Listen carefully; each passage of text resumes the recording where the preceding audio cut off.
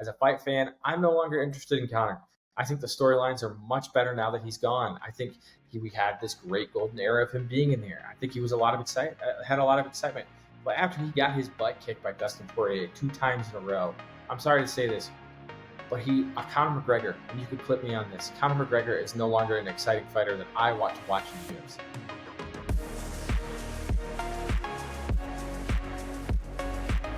Hey everyone, welcome to Fighting Words, a podcast where two dads talk about everything going on in the UFC, from rumors to news to much, much more. And I'm really excited to kick off today's episode. I'm doing it by myself. Tyrell is traveling, so sometimes he'll just be rolling through this. Sometimes I'll just be rolling through this. Sometimes we'll both be on here. But this is Fighting Words. You still got me. You're stuck with me. Deal with it. We got a lot to talk about this week in regards to this past weekend's card.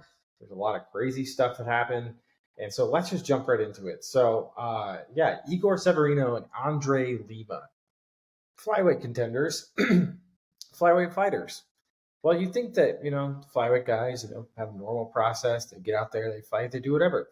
And, sometimes there's cheating, like hand grabbing, glove grabbing, cage grabbing, the low blow occasionally. My theory is cheat until they penalize.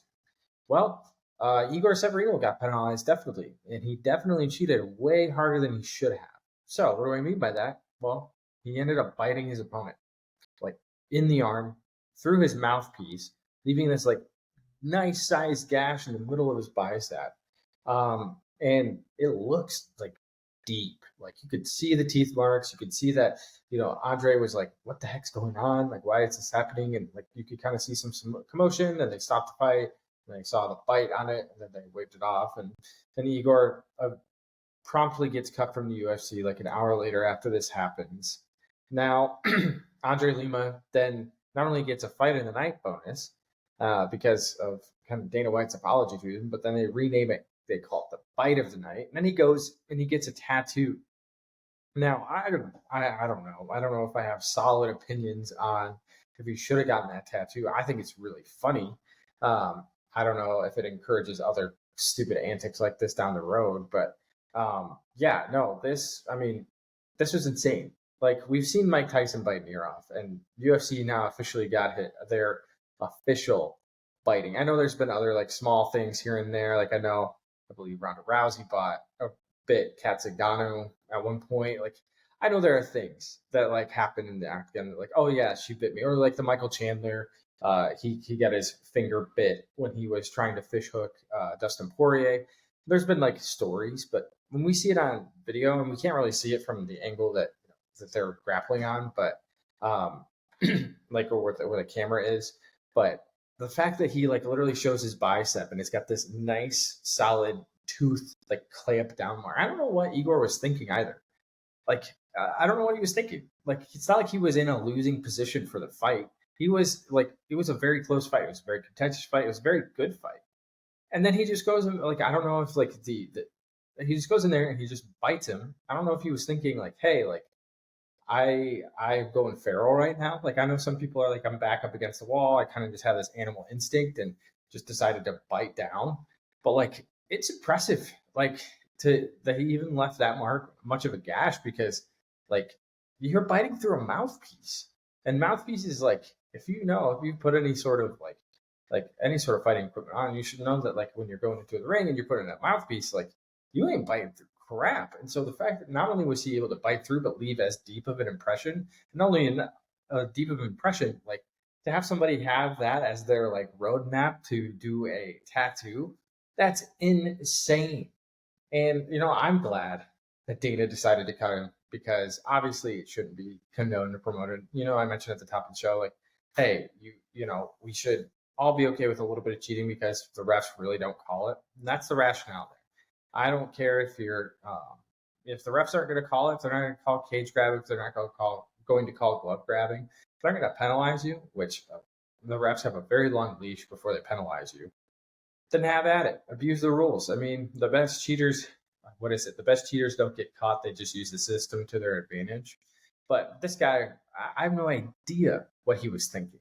Like, I don't know. And as for his future, obviously he's not going to be with the UFC. But honestly, I could see the UFC turning around and using this as a promotional tool to bring him back in at some point. I'm not guaranteeing it will, but like that's the UFC. They like to use things like that to, promote things. They say no gimmicks, but they promoted the crap out of the Khabib and Conor fight when they had the whole the dolly through the bus window. Like they use that footage over and over and over again. So who's to say that they won't use that in case Igor Severino becomes like some legitimate flyweight contender in another promotion and they bring it back. I honestly I think that Andre Lima also kind of accelerates up the flyweight rankings because of this. Like flyweight is in desperate need of a new story. And if they can give if they can get Alexander Pantoja a fight with a number 13 ranked guy, I'm sure that Andre Lina has just punched his ticket to potentially getting the next title fight off of being bit by somebody else. So I'm just glad that we finally have it out, like officially recorded that hey, the UFC can bite people too. But I think it's crazy that this happened. Like, and also the fact that it really felt inconsequential to the fight at all. Like, it's not like it was a desperate attempt to do something; it was just completely pointless. So, big claps to Igor Severino. You've done it again, my friend, in terms of being an absolute idiot. So, and apparently his purse is also getting held, so he's not getting any sort of money for his earnings for that night. So, woohoo! Congrats, you really screwed yourself. As for other things that happened on not 2 nights ago's fight night, Rose Namajunas won against Amanda Ribas. Personally, think this was a very favorable matchup for Rose. I think that Amanda Ribas is, a 155er that walks around at 125. I think she definitely brought it to Rose. I don't think it was an easy fight for Rose to win, but I definitely expected Rose to come out and show up in a way that was going to be more technical, that was going to be a bit more put together, because Amanda really isn't that technical of a striker, and she did just that. And so, congrats to her. But as it stands in her performance now at 125, which she has stated on Ariel Helwani show that she's going to be staying there at 125, I personally don't think that she's going to be a legitimate title holder in that division. And that's not to discredit her skills, but she's just too small. I think that the other women in this division that are at the top are just not just skill wise comparable to her, but their size and the way they carry power and the way they have all the attributes of 125ers. She has the attribute of 115er that's carrying around weight at 125. I know she said she didn't cut. I know she said she put on muscle, and I think that's true. I think that it definitely was a lot easier for her to cut weight, but at the same time, Rose, you're just not. I just don't think you're a 125er. I think the 115 was your place. And I don't know why she's decided to run from it. I don't know what her decision and rationale is behind going up to division. And she stated on the Ariel Helwani show that she's not going back down. I don't understand that, Rose. You're very talented and can compete with the 115ers. I understand that a weight cut's tough. I understand that would be more difficult, especially now since you moved up a weight class. But I just don't think there's a breakthrough here for her. And I could be wrong. But as it stands today, I don't think Rose Namajunas is a legitimate title contender at 125. I think, and what I mean by that is, I think she will win good fights against the top fights, but I don't think she's beating Manon Fiorot again. I don't think she's beating Erin Blanchfield. I don't think she's beating Alexa Grasso, and I definitely don't think she's beating Valentina Shevchenko. I think she'll have her opportunity to compete potentially for a title, or at least the number one contender spot, because as it stands right now, Alexa Grasso and Valentina Shevchenko are both going to be leading the Ultimate Fighter this year. So that takes up all their time, and they're going to end up running that title fight back. So the next weekend's fight in Atlantic City with Manon Fiorot and Erin Blanchfield, whoever wins that gets to be put on a shelf for a year. So I don't think either one of them are going to just sit around and wait for the title fight to come to them. I think they're going to want to fight again. And I think they're going to want to fight Rose, because Rose just beat Amanda Ribas, who's up there in the rankings. Rose is also a former title holder in 115. And I think that, obviously it's an interesting storyline, and the UFC is going to put that. They're just going to push somebody there. I'm personally not interested in seeing her fight either one of those fighters, as I think Erin and Manon are both better fighters than her, and Manon has made that statement already by beating Rose pretty soundly. So I don't really see how that makes any difference for her by moving up here, and I don't really see how she has a path to victory. I think the UFC is going to use her former title holder status to push her former champion status to push her into the top realm. But if I'm being honest with you, I don't really see how this matters that much. I personally really like Rose's just like overall lifestyle. I think she's a pretty cool fighter. But at the end of the day, I think that we're moving past the Thug Rose show. I think if we look back at her fighting history, I think we can see that a lot of fights maybe aged a little worse than we thought. Like the first Joanna fight, that was awesome. Like knocked her out. But then the close fight after that, where she narrowly beat her, I don't know. I could take a little bit of credit away. And then when she beat Zhang Weili, awesome knockout. Like won't take that away from her. But when we all know that in the second fight that Rose pretty much got gifted a robbery there, I think we all know she won a fight she should not have won. Okay, well, and now she's not rematching Weili, so there's no one to be kind of splitting that tie there. And then obviously the two Carla Esparza losses are not that good. Then who else? The Jessica Andrade fight, the one where she got absolutely demolished in the first round, and then the second time, she got beat up pretty good in that Jessica Andrade fight. So we can take a look back at her career. In my personal opinion, I don't think Rose will ever be over Joanna Jędrzejczyk, just because of the fact that the history's there for Joanna. And Rose, yes, she beat her twice, but Joanna has always been the gold standard for that division. And so looking into the future for Rose, I really just don't see how she could be a legitimate title holder there in 125. So wish her the best, but Rose, I think you've got a long journey ahead of you to get holding a title. And if you do, I think it's going to be more of a gift and a miracle than an actual legitimate chance of you winning.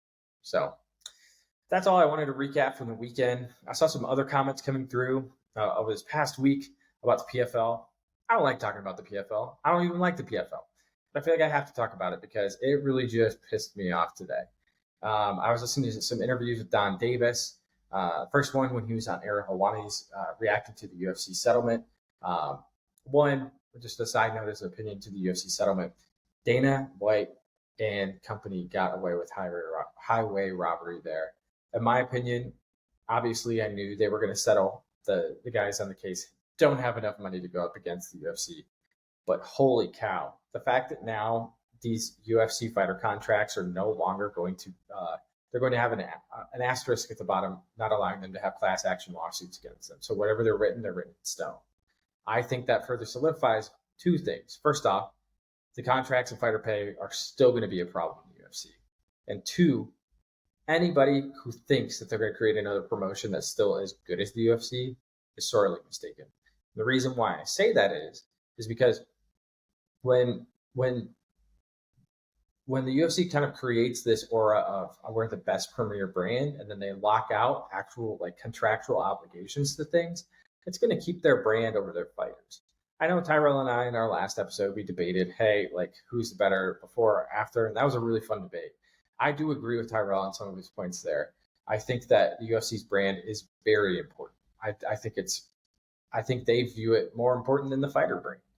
And so I sit here today saying that this settlement was huge for them, but I don't think it does the PFL any favors because Don Davis goes on the Ariel Helwani show and he says, hey, well, it's great to have two options now. And all I keep thinking to myself is the PFL is not a second option for most fighters. It's a second option for fighters who are past their prime, Yoel Romero, Corey Anderson, and the like. And yes, there's some good fighters in the PFL. I'm not going to try to sit here and say that there aren't. But at the same time, I'm also not going to sit here and actually look upon the PFL as a legitimate second place contender, or as Don Davis likes to call himself, a co-leader in the MMA space. You're not a co-leader. You're not even second place. You're in third place. Second place was Bellator, but since you absorbed them and won't rebrand them into the PFL, or you won't create something new, therefore that space is empty. I cannot stand when he says certain things and how he compares the UFC to the PFL. It's just sincerely the quality of fighting and also the quality of show is just not as good. It's just not. And I wish he would stop kidding himself and try to be something new and try to be something different. But the PFL will always remain this forgotten little, sad little thing that also shows up on ESPN occasionally. But really, everybody pays attention to the UFC. I asked my wife, "Do you know anything outside of the UFC? Like, would you even be able to say anything?" And she knows how much I talk about the UFC. She knows how much I like the UFC. She had no idea anything about the PFL. I know that that's a very like casual, anecdotal take. However, I sit here today saying the PFL will never, ever, ever be past the UFC. I just can't stand it. And then he comes out, what, I think today or yesterday, on how he was disappointed in Kayla Harrison, that they had much more fights that were much more exciting, many more fights that were much more exciting in the PFL than she would ever get in the UFC. I'm like, yeah, no. I mean, who they had? They had Pacheco, and then they had Chris Cyborg as their next two fights. And if Chris Cyborg loses to Pacheco, then okay, then what does she have? What does she have? She just has a rematch. That's it. Kayla Harrison doesn't have any other fights. Those are two fights. There is no other fights that are there legitimately. It's going to make her like a lot more money. Yes, technically, I'm sure she could probably get that Saudi Arabian money from the PFL and their venture capital funding from them. Sure, but that money is going to dry up in the next 5 years. The PFL will not be in business in the next 5 years. So you can take that and you can clip this and you can say this guy's a clown. The PFL is not going to be around the next 5 years. In terms of interesting fights, all of those fights are in the UFC. All of them. Do you think that even if Amanda Nunes came back after, if Kayla Harrison decides to win and everything is such, and Amanda Nunes comes back, that is by far a much more interesting fight than anything that Kayla Harrison would do. I think even fighting against Holly Holm is still much more interesting, even though Holly Holm is way past her prime. I think there are so many other fighters in that division. I think there's so many other fighters in the division below her. So I don't understand where this whole like, hey, these massive fights in the UFC, massive fights in the PFL, we're going to be there for her. I think Kayla Harrison knew, hey, I need a legacy. And at the end of the day, if I continue to fight PFL or fight Bellator fighters, I'm not going to have that legacy. I need to be in the main promotion. It's the same thing with Michael Venom Page. He's building something legitimate. Kayla Harrison's building something legitimate. So I think we need to realize and understand that PFL is not a good place for people long term. I think it's a great place for people to get money and build some recognition, then hop, skip, and jump over to the UFC. Because at the end of the day, I know we've had Strikeforce in the past. I know we've had even legitimately Bellator in the past that's competed with the UFC. But the PFL is not doing enough for their fighters. And I don't think Francis Ngannou is going to want to fight for them anytime soon. I mean, yeah, he just got his absolute butt handed to him against Anthony Joshua. I don't think that man wants to set foot in an octagon cage ever again. I think he wants to manage things and he wants to do something else. The PFL is not going to be a place where Francis is actually going to fight. If he does fight, that's either one, going to be a boring fight, or two, we're going to see a very, very, very bad result for Francis. Because this man's almost 38 years old. He's almost 38, guys. He's way past his prime. Like, why are we watching PFL put these geriatric fighters out of there? I will never understand it. I cannot stand the PFL. I wish they created something more exciting. Even be a little bit more gimmicky. My 2 cents for the PFL, start creating really cool fights and really cool fight cards. Yes, take the vets, take all of them. But like, make it more exciting. Don't try to say, hey, we're going to beat the UFC. Try to put on new events that the UFC wouldn't dare do. Do cross-promotional things. I hear that you guys signed Jake Paul forever ago. Why isn't he in the cage? No, he's more interested in boxing because it's making him more money and putting more eyes on things. This is all stupid. I think Don Davis is a moron, and I think he needs to do a better job at managing his company. And that's all I have to say about that. As for the final thing to wrap up the show today, this one is probably going to get you all heated in the comment section, but I don't care. Conor McGregor, Michael Chandler, say they're fighting in the summer of 2024. They said you can guess the date. We'll put some speculation on there. They said things have been signed. I don't think that's true. I don't think they're fighting. And you want to know why? Because I don't think Conor McGregor is ever going to come back to the UFC. I think the UFC has locked him out of his contract in terms of, yes, he can make a lot of money if he fought for them, but he will never be able to do another fight without re-signing to the UFC. He is locked into the UFC forever. I don't think Conor wants to fight in the UFC forever. I think he wants to do 2 more fights and be done. He's stated as such in interviews. And yeah, I know he's excited about this upcoming fight and doing all this stuff with Michael Chandler. But to be honest with you, it ain't happening. Michael Chandler, he's 37 years old. Conor McGregor, 35 going on 36. These are two fighters that are past their prime in the lightweight division, which, yes, I know they have stated they want to fight at middleweight or they want to fight at welterweight. I don't think that's happening. I don't think this fight is happening. And if they are fighting, it's definitely going to either be at 170 or above. It ain't going any lower than that. I think that this is it's a terrible mismanagement by the UFC, by Conor, by negotiations as a whole. As a fight fan, I'm no longer interested in Conor. I think the storylines are much better now that he's gone. I think we had this great golden era of him being in there. I think he was had a lot of excitement. But after he got his butt kicked by Dustin Poirier 2 times in a row, I'm sorry to say this, but Conor McGregor, and you could clip me on this, Conor McGregor is no longer an exciting fighter that I want to watch in the UFC. I think he's boring. I think he's a one-dimensional fighter that doesn't know how to do anything else. I'm not even saying that I'm going to pick Michael Chandler over him, because I do think that Michael Chandler is also a very one-dimensional fighter who does one thing very well. Other than that, we've got 2 old men fighting in there. I'm just not interested. I just don't care. And you can't sell me that Conor McGregor is going to be someone I want to watch. And I know people are like, well, you're still going to buy the UFC card. You're still going to watch it when he fights on there. Yeah, I'll still watch it, but it doesn't mean I'm buying it for him. It doesn't mean I'm watching it for him. I'm just watching it so that I can be interested in the other fights on the card. I could care less as to what Conor does, mostly because I think that his fighting and the result of whatever it is, it's not going to impact my thought process and if he's going to be an actual title contender, because that's what I care about. I don't care about if you're doing this for the money fights. I've never watched somebody win a belt. And if Conor McGregor's not winning a belt, then I don't really care. So that's how I felt about Nate Diaz and Jorge Masvidal. That's how I felt about all these silly little BMF fights. And yes, even one of my favorite fighters, Justin Gaethje and Dustin Poirier, fighting for the BMF title. Doesn't mean anything.